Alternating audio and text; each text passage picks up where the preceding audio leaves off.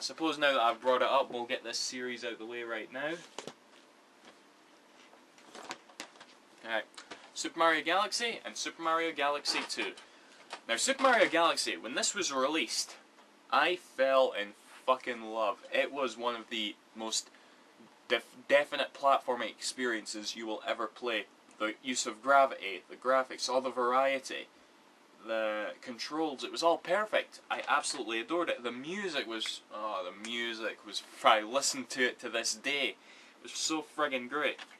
And yeah, I totally agreed with every positive review and Game of the Year award that this game got, you know? It's just so fantastic. And yeah, I love this game so much. My favourite Mario game, hands down. Now, for the sequel, however, they did kind of the exact same thing. And I don't know why, because that usually doesn't bug me. It doesn't bug me with Ratchet and Clank. And usually I do say, if something's not broke, don't fix it. Like, they did that with Gears of War 2, which I loved. And yeah, they did it with the Yakuzas, obviously, because those games are really similar, but I love that.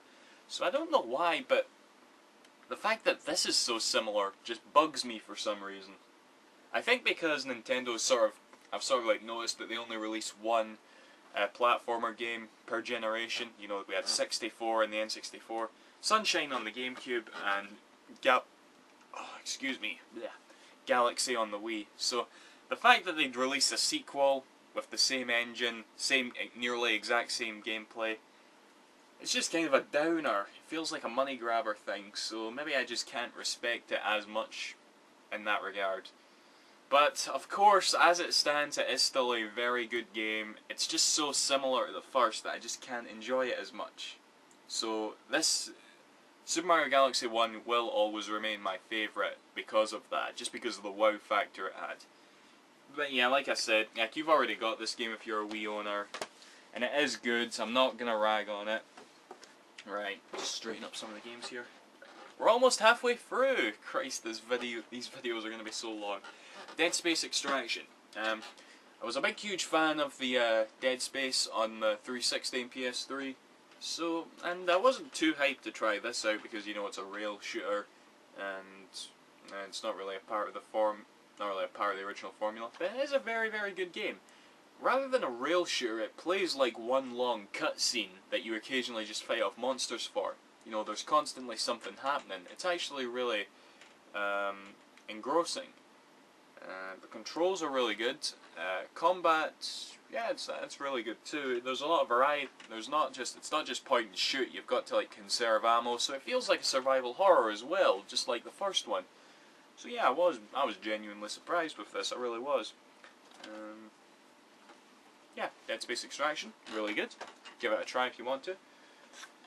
Right, so Sega Superstars Tennis. Okay, I don't want to talk about this game a lot. I got it for basically nothing because I got it for a deal. I really genuinely do not like this game. I don't know if the PS3 360 version is better, but this game, it gave me a headache. It was so bad. I'm sorry, that's just me. So, next game, I can't be arsed talking about it. Mario and Sonic at the Olympic Games. I'm actually fairly positive about this game. I don't think it's that bad, okay, which is surprising considering what I'm like with Sonic. But yeah, just for what it is, it's a collection of mini-games. It's not that terrible. So, yeah, I'm not going to pick up the second one, because from what I've seen, I can tell that it's just the same thing, but they've gotten even more lazier. It's a total cash grabber, so yeah. I'm not going to bother with that, but this is okay, right? I'm not going to deny it. It's okay. Right. Tatsunoko vs. Capcom. Freaking amazing fighter. Fell into my sort of trap of never playing fighting games enough, though, sadly. I did play it an okay amount. I bet it with a few characters. I got a few of the endings, but I didn't do it to... It's got a lot of content, and I just didn't... I hate this. I hate how I can't play fighters for too long, even when they are fucking awesome like this. Seriously, if you've got a Wii, check it out. It's got online, it's got so many characters, the same insanely fun versus gameplay. Better than Street Fighter 4 if you ask me, in fact. Yeah, I do like the versus games. I'm really, really looking forward to Marvel vs. Capcom 3. I just like the fight system more than Street Fighter 4 if I'm honest, so yeah. Awesome, and someone's coming in. Who's coming in? They can't open the door. Thank you! Looks like a game came in the post, but this is a 360 game, so you'll have to wait till that video. Right. Super Paper Mario. Now, this was one of the... This was like released in 2007. It was one of the first new releases for the Wii. And I was a big, big fan of Paper Mario the Thousand Year Door, obviously. And when I saw footage of this, I got kind of disappointed that they were turning it into a 2D side-scroller rather than a turn-based RPG. And overall, this is my least favourite Paper Mario game. But it's still really, really fun. You know, the whole flipping to 3D, thing is really fun. And yeah, it's still got the same sort of unique charm and humour that the past Paper Marios had, so I can't really complain. And yeah, like I said, I do genuinely enjoy this. Okay. Animal Crossing, let's go to the city. I got this in a 2 for £30 thing. I actually got, there's quite a few here. In fact, hold on. Like I said, I got lots of 2 for 30 deals, and I'm gonna actually pull out these 2 for 30 deals right now. Just for the hell of it, you know. Actually, I've already went for a few, so never mind. Okay, but these were games that were in the 2 for 30 sort of a bundle, anyway. And I've never really gotten into any Animal Crossing game. I just really picked it up because it is, you know, first party Nintendo, and a lot of fans are gonna appreciate it a lot, so I figured, why not just own it? And yeah, naturally it's just not my game, so... But yeah, whatever. Right, Little King's Story. Believe it or not, I haven't beat this game. This game got a lot of positive reviews, it really did. And I can see why. It is a really, really fun game. What put me off about it was it takes up too much time. It really does. Grinding is just so addicting, and yeah, I remember just saying to myself, right, I've got other games I want to play right now, I'm gonna have to just stop playing this. And you make your way to certain boss fights in the game, and I gotta be honest, I got lost. I couldn't find my way to a next boss fight. I'm genuinely serious. I couldn't make... because some of the navigation is really poor, at least to me. Maybe I'm being incredibly ignorant, and I just couldn't find the right way, but I'm serious when I say I couldn't find the right way. I'm sorry. But yeah, I am going to keep this game, and I am going to try and get back into it at some point, because it was really awesome. So, yeah. Punch Out.